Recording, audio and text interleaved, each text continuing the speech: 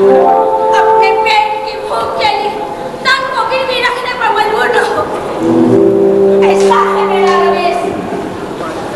अब तू ही फैसला कर बेटा, मैं कहाँ गलत, मेरा क्या दोष? क्या? हाँ, तू मेरा भगवान है।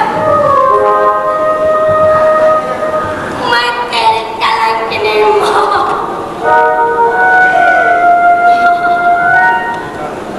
तुमने अपनी माँ की बात तो सुनी बेटा, और ये भी जान लिया कि तेरे रगों में किसका खून दौड़ रहा। अब इसके खिलाफ मुझे कुछ नहीं करना है।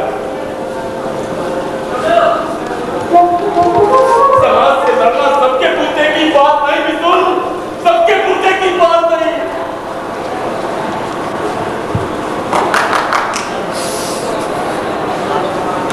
मैं अपनी जिंदगी को छोड़ नहीं सकता बेटा, मैं अपनी जिंदगी को छोड़ नहीं सकता। और उस दरिंदे राजेश्वर सिंह को, उस राजेश्वर सिंह को तो मैं माफ नहीं कर सकता बेटा, मैं माफ नहीं कर सकता, क्योंकि उस दरिंदे ने उस दरिंदे ने हम दोनों की जिंदगी को तबाह और बर्बाद करके छोड़ दिया है।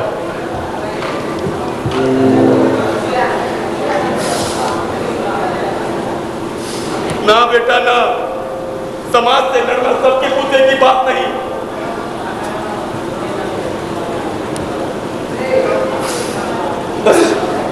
तू आ गया बेटा, तू आ गया ना बेटा, मेरा मन हल्का हो गया, मेरा मन हल्का हो गया बेटा। तुम इस समाज में इज्जत के साथ जियो बेटा। अब मेरी कोई आवश्यकता नहीं है बेटा, अब मेरी कोई आवश्यकता नहीं। मैं जा रहा हूँ बेटा, यहाँ से दूर, बहुत दूर बेटा, जहाँ से मेरी परछाई भी तेरे जीवन को कोई परेशान नहीं कर सके बेटा। मैं जा रहा हूँ यहाँ से। ना बेटा ना, ना बेटा ना, ऐसा कर मेरे एहसास को और शर्मिंदा ना करे आप।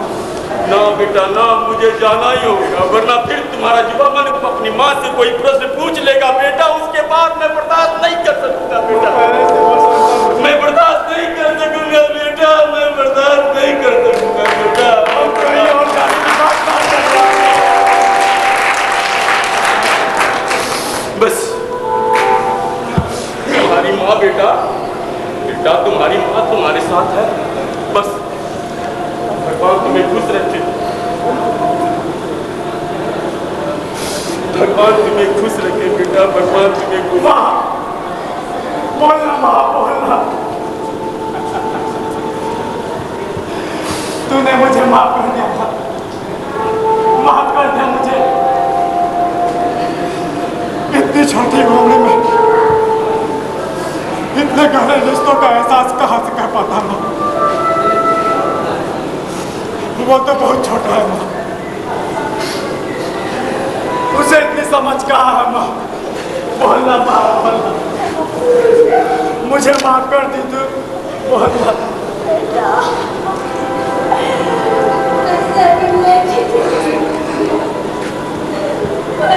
कहीं ज्यादा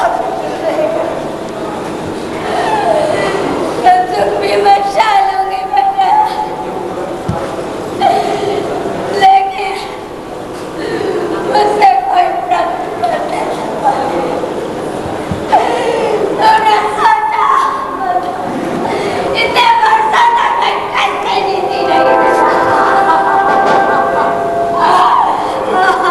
अरे माँ नहीं, तू मुझे छोड़ के नहीं जा सकती माँ, नहीं जा सकती तू मुझे छोड़ के।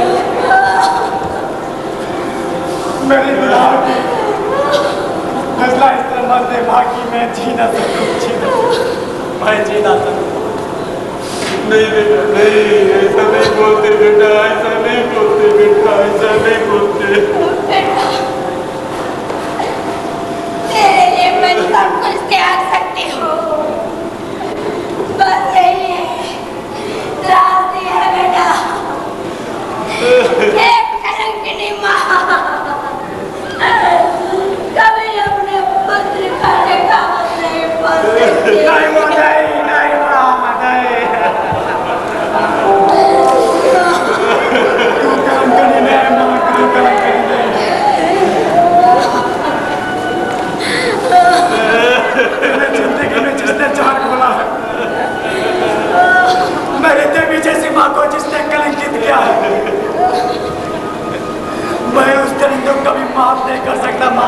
बात है। मैं जा रहा हूँ, मैं जा रहा हूँ माँ, मैं जा रहा हूँ। बेटा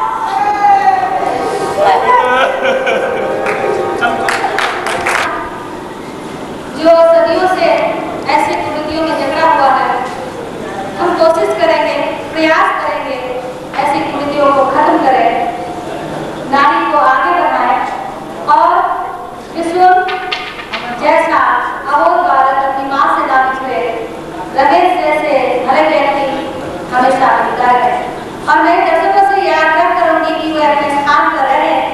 इस नाटक के नाटककार श्री कमला प्रसाद जी से मैं यह आग्रह करूंगी कि वे मंच पर आए, कलाकारों को आशीर्वचन दें और उसके बाद मैं दर्शकों से पुनः आग्रह करूंगी कि वे अपने स्थान पर रहे ताकि मैं पात्रों से आपका परिचय करा सकूं। पूर्णिया की रसवंती धरती के ये रसक दर्शक बहुत कम जगहों को इस प्रकार का सौभाग्य प्राप्त होता है। ये प्राचीन मनोरंजन का जो और हमारे जीवन से संलग्न जो साधन था वो आज भी पूर्णिया में जीवित है।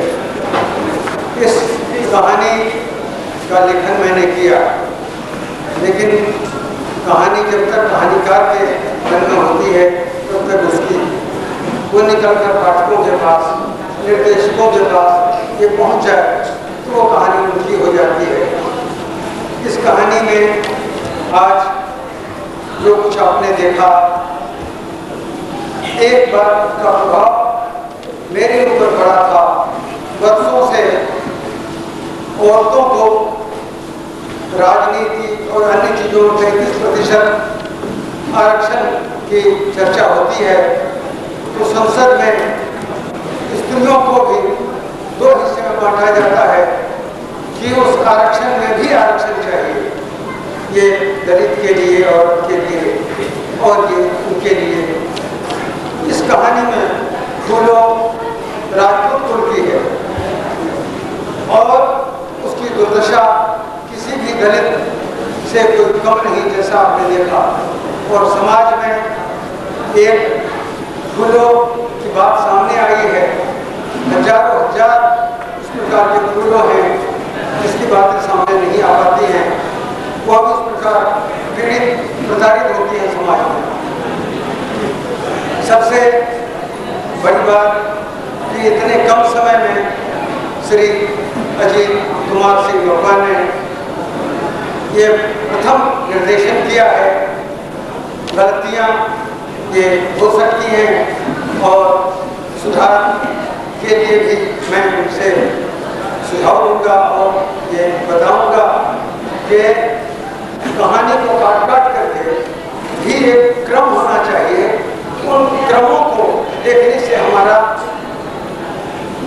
श्रोताओं को सारी की सारी बातों का पता चल जाए और कहानी या कविता जो लिखित साहित्य है उससे 1000 गुना शक्तिशाली ये दृश्य काव्य है, जो पढ़ से अपढ़ तक, निरक्षर से विद्वान तक सारे के सारे लोग समझ सकते हैं और उसका निश्चित रूप से वो समाज को लाभ देते हैं, समाज तक संदेश को पहुंचाते हैं। मैं 2 उदाहरण देना चाहूँगा। माइकल मधुसूदन दत्त का नाम आप लोगों ने सुना होगा, मैंने एक चर्चा भी की थी यहाँ। माइकल मधुसूदन दत्त बंगाल के सबसे बड़े नाटककार थे और ईश्वर चंद्र विद्यासागर का नाम सुना होगा। इसी प्रकार के मंच पर माइकल मधुसूदन दत्त का लिखा हुआ नाटक का मंचन वो स्वयं कर रहे थे और ईश्वर चंद्र विद्यासागर सामने बैठे थे अनेक विद्वानों के बीच। एक अंग्रेज के द्वारा एक भारतीय को सताए जाने की इतनी चरम सीमा हो गई कि विद्यासागर भूल गए कि हम मंच देख रहे हैं। वो उठकर जाकर अंग्रेज अफसर को एक तमाचा मारा कि अत्याचार को हद हो, अत्याचार के लिए कोई सीमा होती है। अब पूरे हॉल के लोग स्तब्ध। यहाँ तब उनको ख्याल आया कि तो नाटक है। उलट के देखा और माइकल मधुसूदन दत्त उसके पैर पर गिर पड़े कि आज मुझे विश्वास हुआ कि मैं नाटककार हूँ, मैं निर्देशक हूँ, मैं अभिनेता हूँ। ये सबसे बड़ा प्रमाण पत्र ये थप्पड़ है।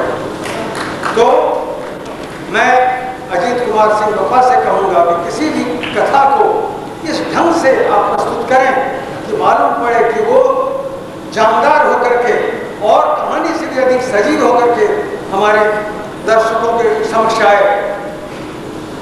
अंग्रेज राज सुख साथ सजो सब भारी, मैं धन विदेश चली आई है अति भारी। बनारस के सड़कों पर चौकी डाल करके भारतेंदु हरिश्चंद्र खुद इस प्रकार के नाटक किया करते थे और समाज को बदलने का प्रयास करते थे। नाटक में ये शक्ति है। वस्तुतः इस नाटक में 2-3 बात की कुछ खामियां रही। एक तो माइक की व्यवस्था के सारे संवाद हमारे दर्शकों तक पहुँचे, वह कुछ बाधित हुई। दूसरी बात कि इन दृश्यों को काट करके टुकड़ों में जो दिया गया उसमें ज़्यादा नहीं 2-3 दृश्य ऐसे थे जिसको पहले पीछे होना था। वो मुझे विश्वास है कि वो सुधार करेंगे। और इतना ही नहीं, कलंकनी का मंचन यहाँ हुआ है, पूर्णिया में और कई बार होगा। मैं फॉरबिसगंज और प्रयास करूँगा कि पटने में भी इसका मंचन हो, क्योंकि एक समाज के जलती हुई समस्या को इस कहानी के माध्यम से इस निर्देशक ने प्रस्तुत किया है।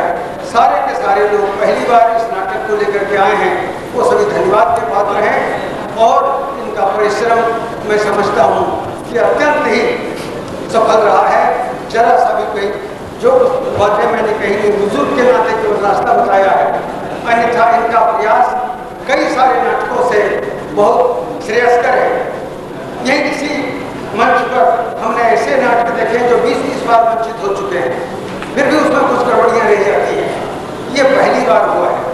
और एक साहित्यिक कृति का, कोई पेशेवर नहीं, तो एक साहित्यिक कृति का थोड़ा बहुत करने में या प्रस्तुत में अगरचे थोड़ी बहुत ये भी रही हो तो ये इनके लिए भी प्रेरणादायक है। और हम सब अगर इनके इस प्रकार के उत्साह को बढ़ाते रहेंगे और उत्साह बढ़ाएंगे कैसे नहीं। यहाँ देखा दिया ऊपर से नीचे तक लोग भरे पड़े थे। मैंने पटना में नाट्यकला मंदिर में ये प्रोग्राम देखे हैं और बड़े जोर से प्रचार करके सरकारी तंत्रों के साथ 50-60 से अधिक लोग नहीं थे। कई बार इस प्रकार के देखने का अवसर मिला है। दिल्ली में रविंद्र भवन में मैंने देखा है 100-150 लोग और आज यहाँ वहाँ पर लोग खड़े थे, बाहर से ऊपर थे। कहने के तात्पर्य यह है कि हमारा यह जो दर्शक वर्ग है यह भी उतना ही सहृदय है, यह भी उतना ही कलाकार है। वस्तुतः नाटक मंच से अधिक यहाँ पर प्रदर्शित होता है। हमारे मन में, हमारी आंखों में हम जो आगे बैठे होते हैं वह उस चीज़ को, उसका रस का आभास करते हैं। हम साधारणीकरण कहते हैं, इसको प्रेषण कहते हैं। जो यहाँ से प्रेषित किया गया वो हमारे हृदय तक पहुँचे और हम उससे प्रभावित हों। उनके हंसाने से हम हंसे, उनके रुलाने से हम रोएं, उनके क्रोधित कराने से हम क्रोधित हों। और यही अभिनेता है। मंच पर सारे के सारे साधन दिखाए नहीं जा सकते। अगर सिकंदर और पोरस की लड़ाई दिखानी है तो 1 लाख फौजन यहाँ पर नहीं ला सकते, यह संभव है। लेकिन केवल 2 पात्र अगर मंच पर रहेंगे तो अपने अभिनय से बता देंगे कि 1 लाख सिकंदर की फौज इधर खड़ी है और 1 लाख फौज उधर खड़ी है, और ये संवाद से हम सारे लोगों को जता देंगे। ये अभिनय तात्पर्य कहने का यह है कि हमारे इस पूर्णिया में कलात्मक ऊर्जा है और ये डॉक्टर सुधांशु की भूमि है, जहाँ 55-56 में हम पूर्णिया कॉलेज के छात्र थे BA के, और ये विशाल मंच पर लगभग 10,000 लोग जुटते थे। वार्षिक सम्मेलन में 3-3, 4-4 दिनों तक यहाँ होता था। 10,000 लोग आते थे और वहाँ हम लोग स्वयं सेवक हुआ करते थे और वहाँ बैठे जाते थे, चाय लेंगे। और आज ये देख करके मन आत्मा ये प्रफुल्लित है कि इस धरती का, इस मिट्टी का ये कलात्मक कर्ज हमने अपने छोटे सी कहानी से अदा किया है। मुझे विश्वास है कि आप इस सुनों का एक एक करके का परिचय देंगे। निर्देशक महोदय से आग्रह है यहाँ सभी पात्रों को ला करके वो उत्सवों का परिचय करें।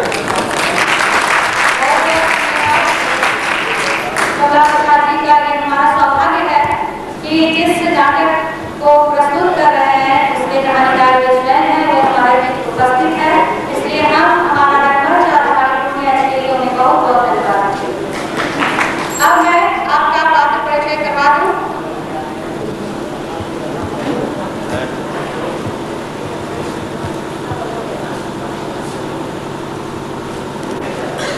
पात्र परिचय में विष्णु 25 वर्ष, विश्वजीत कुमार छोटुआ,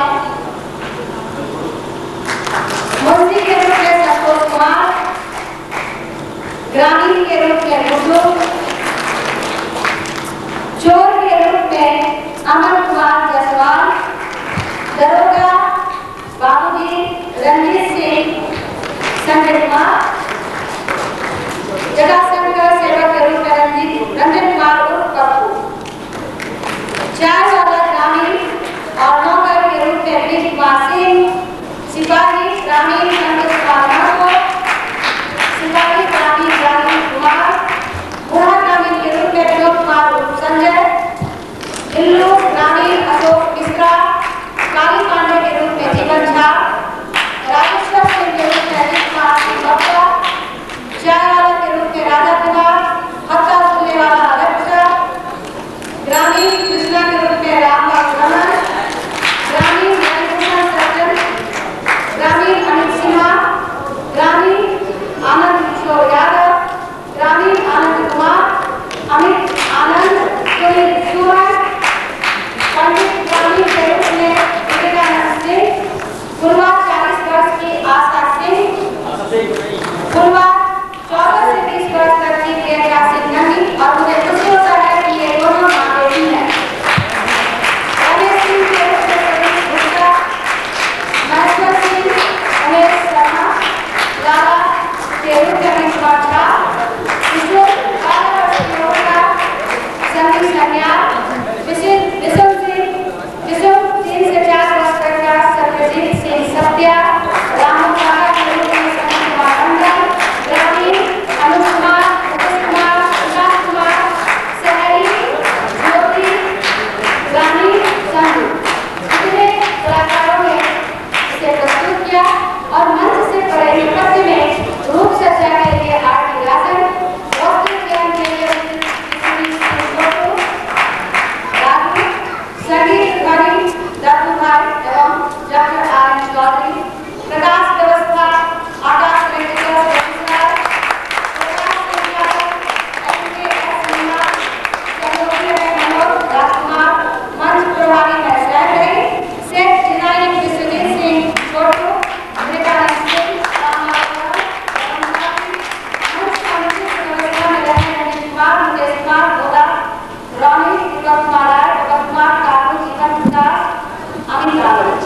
स्वागत में मुकेश सिन्हा, हमारे जनमंच की कार्यकर्ता आरती गुप्ता, हमारे सचिव एम बादल, सदस्य शाहीनारा संजय कुमार राठौर जी, रानू सिंह राठौर, राजा कालिक सिंह, नंदकिशोर नंदू, रामभजन, उमेश आदित्य, रविंद्र आहूजा, धर्मेश कुमार, गौतम भारत, किशोर कुमार सिन्हा और उपेश कुमार, वीडियोग्राफी अगर वीडियो फिल्म की और स्टिल फोटोग्राफी में अवैध Kumar, mic set music house Purnia, लेखक हमारे बीच आ ही चुके हैं, पटकथा एम बादल, सचिव रेणुराज, सह निर्देशन अभय प्रसाद, निर्देशक और प्रकाश परियोजना और राजेश्वर सिंह दुनिया में अजीत कुमार सिंह बप्पा, उनसे मैं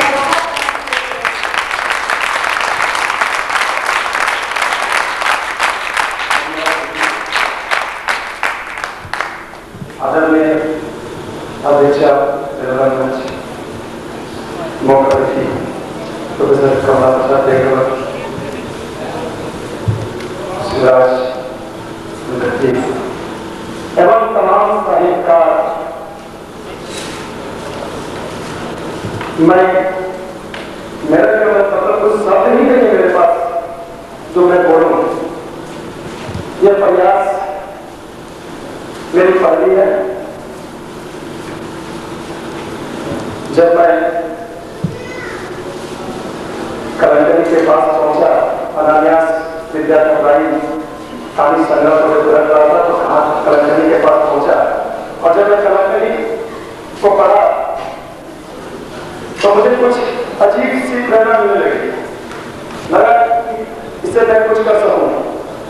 और वैसे लेकर वो कहानी लेकर मैं भागे भागे प्रोफेसर कुमार प्रसाद देवकर जी के पास पहुंचा।